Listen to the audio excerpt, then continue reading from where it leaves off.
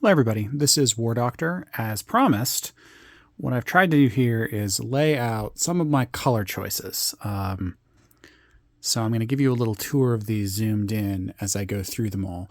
Um, they're idiosyncratic. I think they work for me. They might not work for anyone else, but since people were interested, I'm going to go ahead and do it. So, what I did was kind of band things together by unit type and color. So, like, I've got black for my diesel electric submarines. This is going to be my Warsaw Pact color when I get around to actually tipping them. So, US miners, neutral miners, Soviets, and United States. Now, for this game, what I ended up doing, just because it was the set that was ready, the hunter green and this sort of like I can't remember what it's called, satin terracotta or something color, or satin brick color, is they were what I was planning on using for my global commands for the United States and Soviets. So I have two different colors that are yet to make their debut for each of those two, and boxes full of the pieces ready to paint. But I figured this was more important. So we have the Chinese patrol boats and the Chinese miners. Early generation armor, so main battle tanks, and of course Warsaw Pact gets those too. So those set out. Medium bomber, black as well, and early gen fighters. So I figured black was a good color that kind of stood off to the side of everything else and would distinguish these units. And you'll see why in a bit, but I'm going to kind of just move up the board where I've sort of illogically arranged all these. So here we have standard fighters, and I've arranged them, in sort of different ways. Now, one way of doing this, if you don't want to tip your planes, HBG has a whole series of NATO base markers. So they're the ones that slide around the bases of these. Of course, that adds up in terms of expense. So I decided to go with this route. So these are all the standard fighters that the U.S. and Soviet Far East Command will have. If China's miners, which I don't think will happen in this one, and then the global game, so China might, I guess it's theoretically possible in Africa, give one of their miners a full-on fighter after force modernization. It's unlikely, so I painted up one or two just to make sure they had it. This is kind of fun. Maybe we'll. I think on Admiral Seabass's board, and some other guys have done this too. They've painted up an F-14 as a standard fighter rather than air superiority fighter, which is what most people use it for in the game. Why would we do this? Well, Iran, which is a pure neutral in the game, starts with a fighter unit. And so for flavor, what I think most of us have chosen to do is made it an F-14. So I have one minor fighter painted as an F-14. I have some other random ones. They're F-16s, some F-5s, others. So here we have U.S. minor and Soviet minor fighters, the Chinese minor fighter. But I've also painted frigates this, sort of on the assumption that there's like a higher class of fighter, which I'll show you later, or a different class of fighter, which has two types. And these sort of fall into a utility role, each of them. So I decided to do that. Also, when I was first playing, and this is just things stick in my head, Admiral Seabass had his frigates originally on a tipping scheme, and it was some kind of like teal or blue, and so in my head, that's always been, that's what frigates should be. Same thing with destroyers. So here I have, from left to right, the U.S., again, FEC, Chinese, Soviet minor, U.S. minor, and plain old neutral destroyers. I have different sculpts for these, and if I had enough time and photographic research, I could tell you what on earth I've chosen for each of these, but I don't have the time for that. So moving on up, we have the cruisers. Now, on the off chance anyone gives, as military aid, their minor allies frigates, I've painted up some of that. I believe this is a Chinese frigate, one of the ones HBZ sells. And then, of course, there's the Slava and the Ticonderoga. But I've also painted kind of a variety, two types of air units in this purple tipping. One is to the left, the attack bombers, and I have, the Chinese, the FEC, U.S. minor, and U.S. naval ones, so the A6. But I've also painted attack helicopters that way. In my mind, attack bomber, attack helicopter, cruiser, these are heavy hitters in different ways. So I kind of thought if I, color schemed them together, it would make sense. Now we have, the maybe everybody's favorite, I don't know. But I love these guys, the amphibious assault ships. So they play a vital role in this game, especially in the Pacific game. You're going to see of moving guys around the map and being able to drop forces on people. So I've used the sort of standard Soviet one. The name I think is the Ivan Rogov. I had a ton of these. What are these? Juan Carlos's?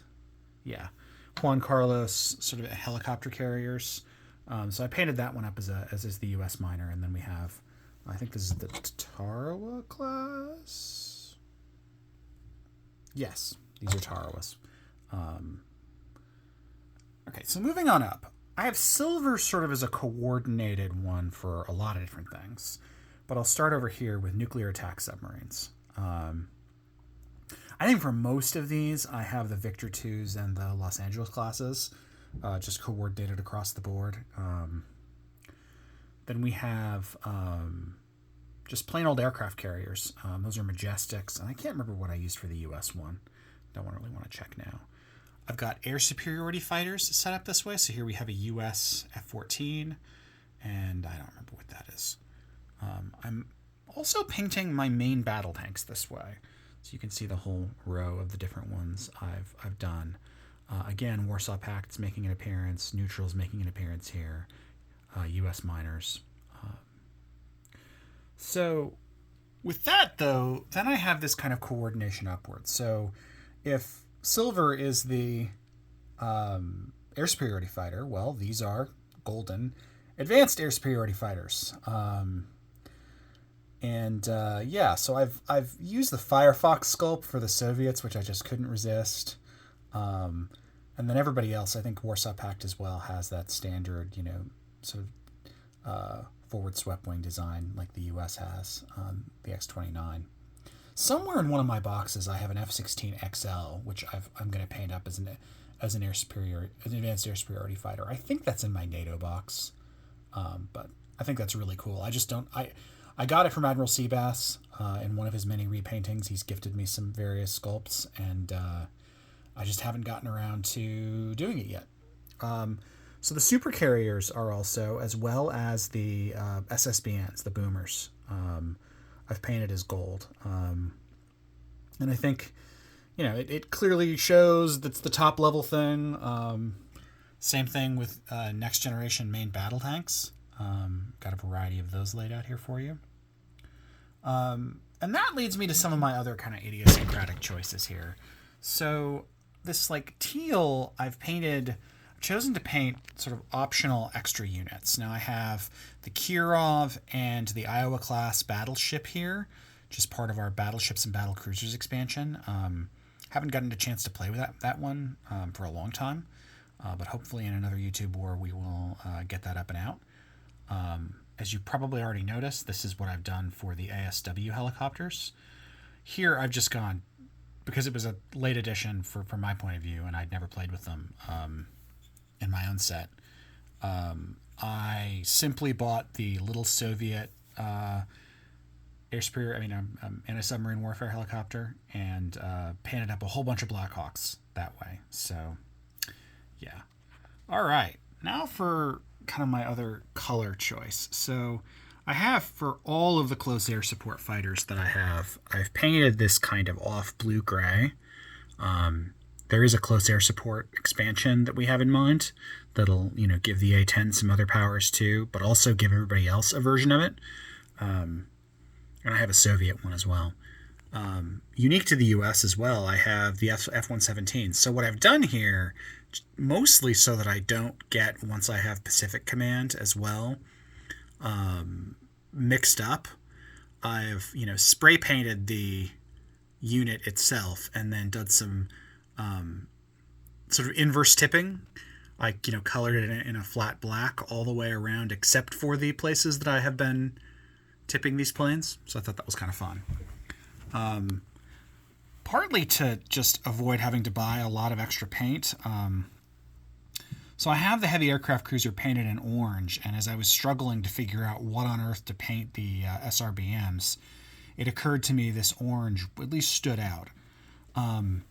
Again, like the ASW helicopters, all I've done is bought the, what was it, the AMX Pluto for the United States, which is a French design, I think. Not one we would have used, but I wanted it to look different enough from the Minuteman that we wouldn't get confused. And then there's the Soviet one, which I have both the Chinese and the Soviets using in this one. The other helicopter class unit that hasn't made an appearance yet is AirCav. Now, I don't really know how to do this any better, but I figured, a green color would make sense, and unfortunately blends in pretty heavily with the Hunter green, but since nothing else is like it, it stands out pretty well for AirCav with these guys. So I figured green, they're carrying soldiers around. I swear it stands out better on the main map, but yeah. And then finally we've got the infantry class guys. So I do use the bases for these, and